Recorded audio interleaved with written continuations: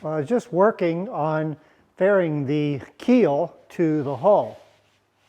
And in doing so, I had to pull out a secret weapon out of my tool arsenal.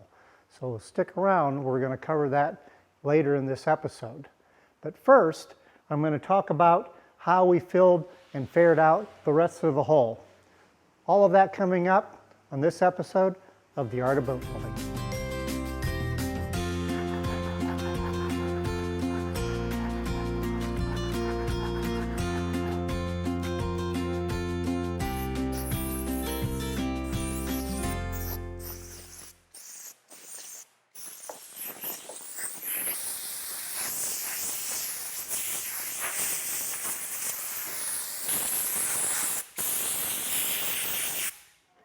And now I've got all of the sanding done, I need to go through and make sure that all of the bronze screws are set down deep enough.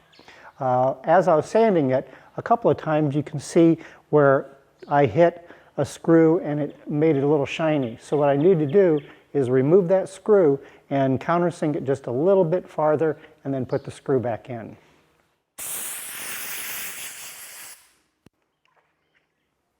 So here's an example of one where you can see it's a little bit shiny where the sandpaper hit it, and it's almost feels flush with the surface. So what I need to do is to come in and remove that screw.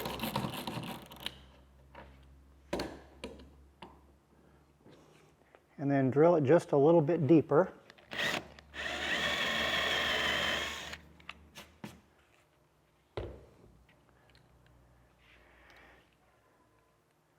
And then put it back in.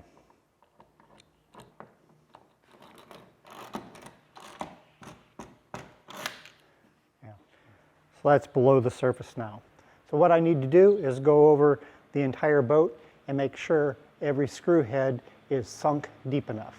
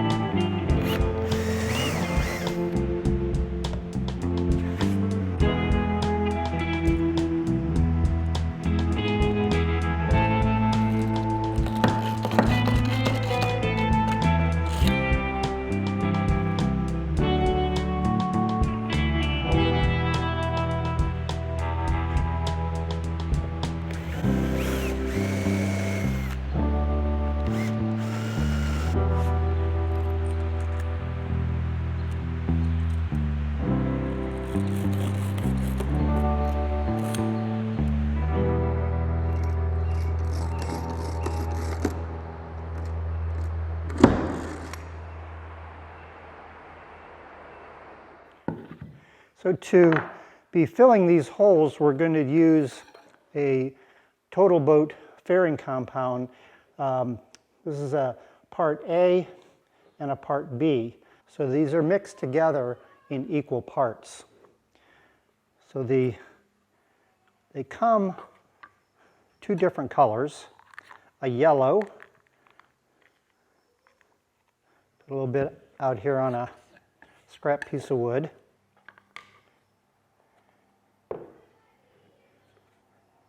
and a blue. And the great thing about this then is when you mix the yellow and the blue, we're going to get equal parts, like I said. When you mix the two together, they will turn green. And once it's turned green, you know that it's fully mixed. So just, it's good to use a fairly flexible putty knife for this, and you'll see why in a second when I start filling the holes. You can see that is almost completely green. See just a few streaks left in there. All right. Now to fill the holes, we want to start by taking just a little bit. Now I haven't mixed up a whole lot. It's a good idea to only mix up the amount that you can use in the time that it will start to set. And it will, today is a pretty hot day here. It's over 90 degrees. So it will set faster. So I've only mixed up a little bit so that it won't go off on me. So to get started, we take a little bit and we put it in the hole like so and scrape it. Now, what happens is when you do this, scrape it like that, you get little bits of a tear out in there. You can see a little bit of a hole there. So what we want to do is we want to have that really filled. So the best way to do that is to go slow and to let it almost protrude out a little bit. So I don't know if you can see that, but that is raised up just a little bit. So do this one again. So you can see when they're full and it protrudes just a little bit. So that way, when we come back, we can sand that out. Now, that's one thing you don't want to do is to get it in the seam.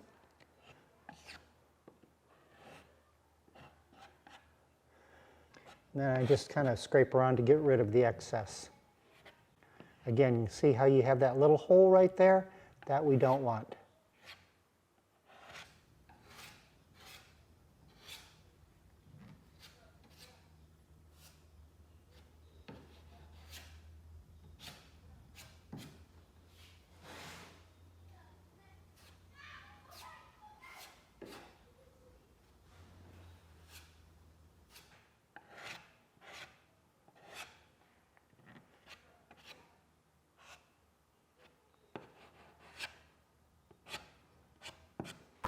That first batch filled about 50 holes, it looks like.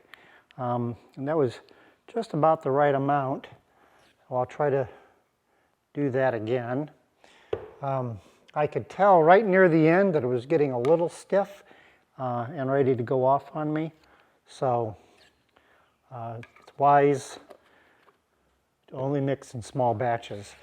As you can see, it doesn't really take very long at all for it to mix up, so it's not like a big sacrifice of time to mix it in small batches.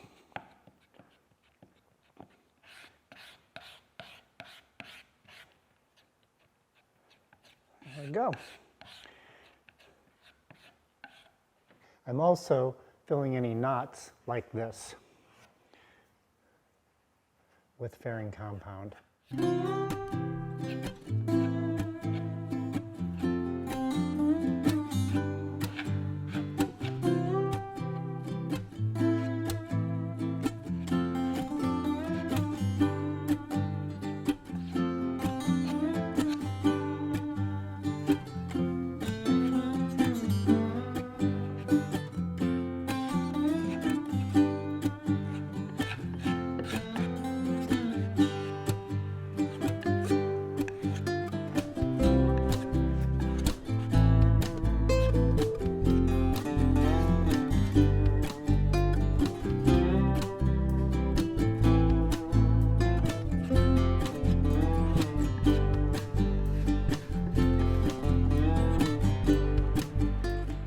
In between batches, I clean my putty knife and the board up really well.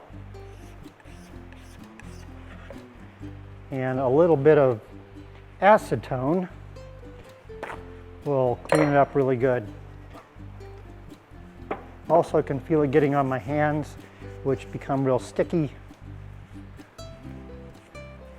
which I don't like. And then usually I just kind of go over the board a little bit also.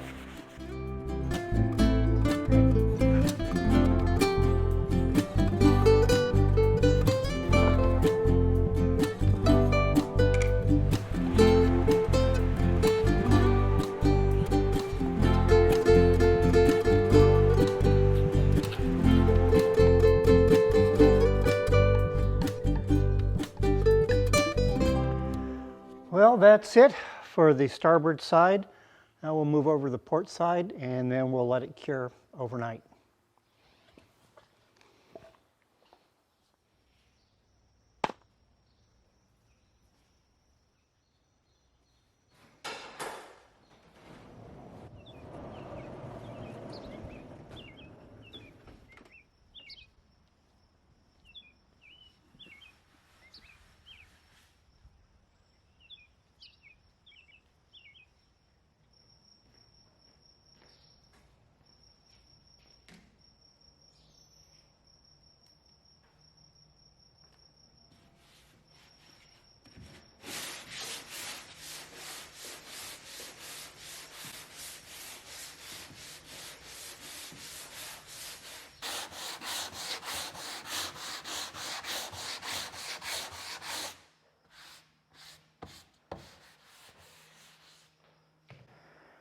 Well, it's another hot day.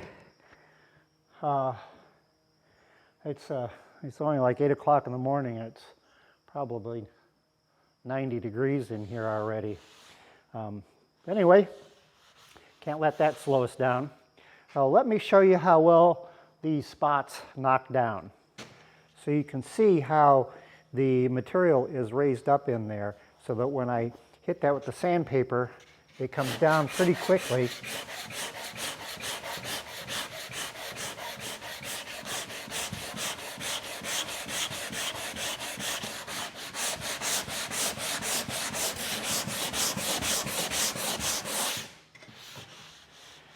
So you can see it just takes a lot of elbow grease.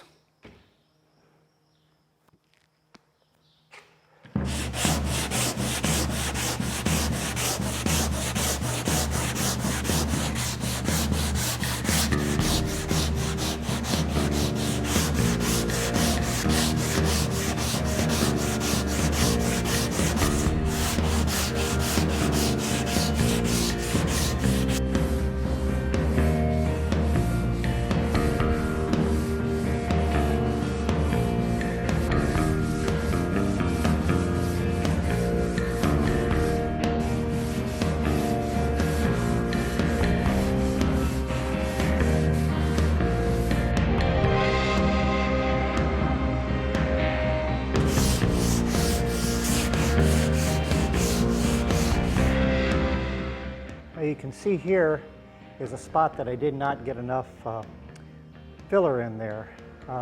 This is the way it should look, and this is where I didn't get quite enough in there. So that's, you can see where it's important to get a little dome or a little mound on there. So I've got maybe half a dozen pieces like this on that side, so I'll have to come back with some more fairing compound and then hit that.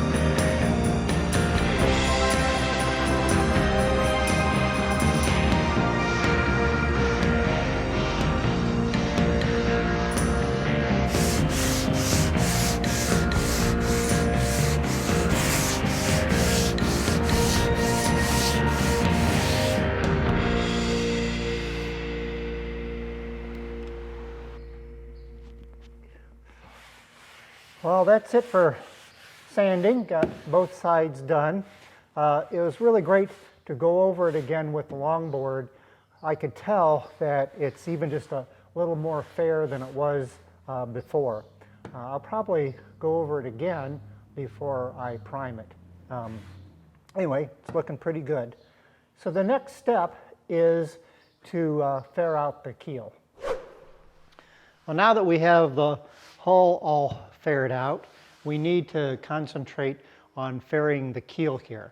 So at this point, there needs to be a really soft transition from the hull up to the keel.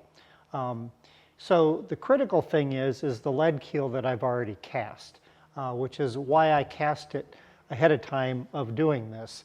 So what I'm going to do is I'm going to take the keel template, which I have right here, and I first drilled some holes in here so that it would miss the keel bolts. So if I can put this, will go on here like so. So what I want to do is to establish exactly where that lead keel falls on here. So my plan is to take this template and flip it over and put it on top of the lead keel so that I can trace it and then cut that out.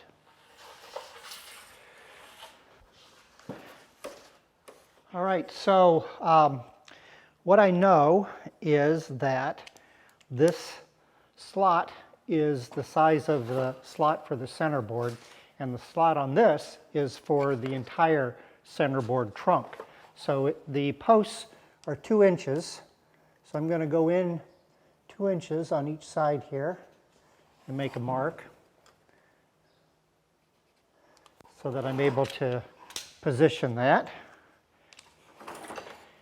And we want to turn it upside down and then line it up. Now what I'm going to do is to take a marker and go underneath here and mark out where that needs to be. Make sure it's centered.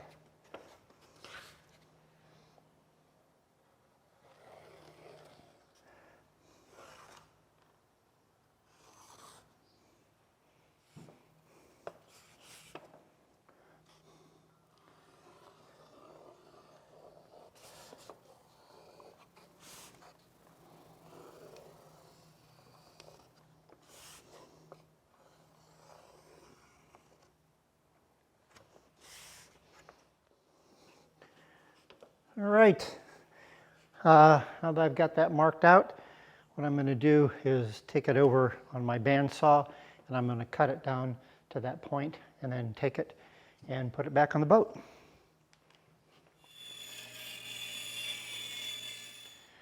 Well, I've got the pattern back on the keel here, and much to my surprise, it's almost exactly where I had put that bevel in there.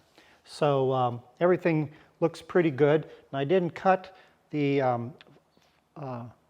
fore and aft parts because the deadwood will be in there.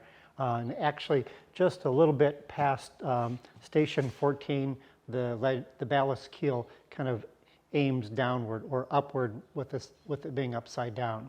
So what I'll do now is I'll take some gouges and I'll put a nice little fillet in here. So the main thing that I'm interested in is getting this seam pretty faired out so that we can caulk it.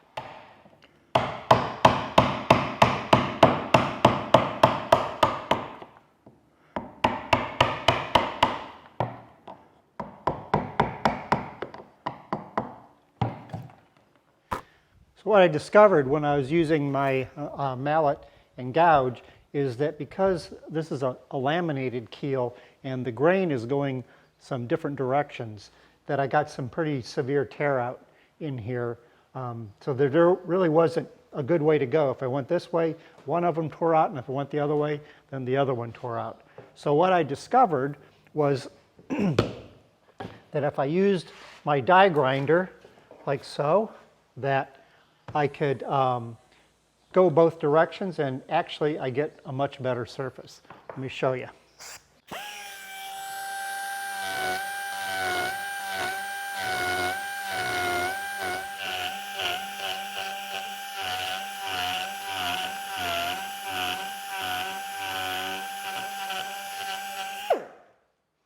So you can see I have a lot more control with it, and I think it'll make the job a lot quicker.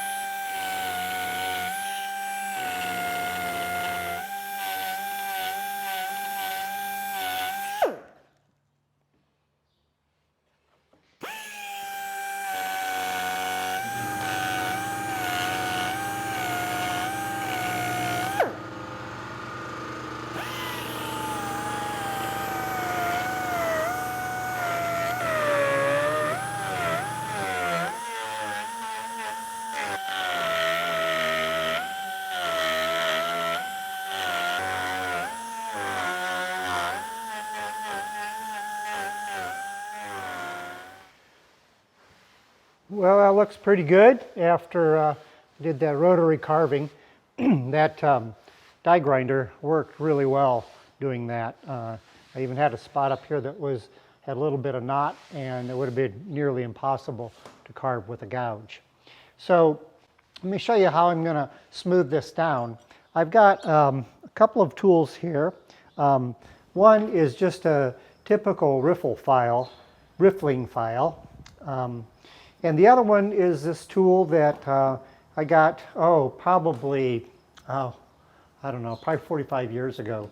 And I had started my career as a sculptor, as a wood carver. So I had quite a few of these tools, and I have not had this out for at least 30 years or so. But it is the perfect tool for this situation. The fact that it's a little curved. One side's really rough and the other side's smoother. So let me show you how this works. So basically, if I hold this on a slight angle like this, I can then go through here and clean off all those spots.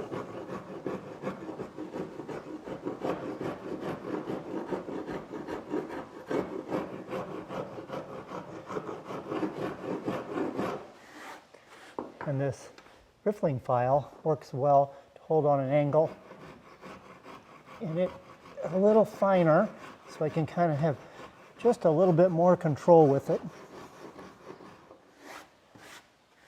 That's pretty close. Also what I did was I took a piece of the insulation. You've seen me use these as sanding pads before, and what I did was I kind of took some sandpaper and rounded it off before I applied this sandpaper, so that it was sort of this curve in here, and then that will help finish it off.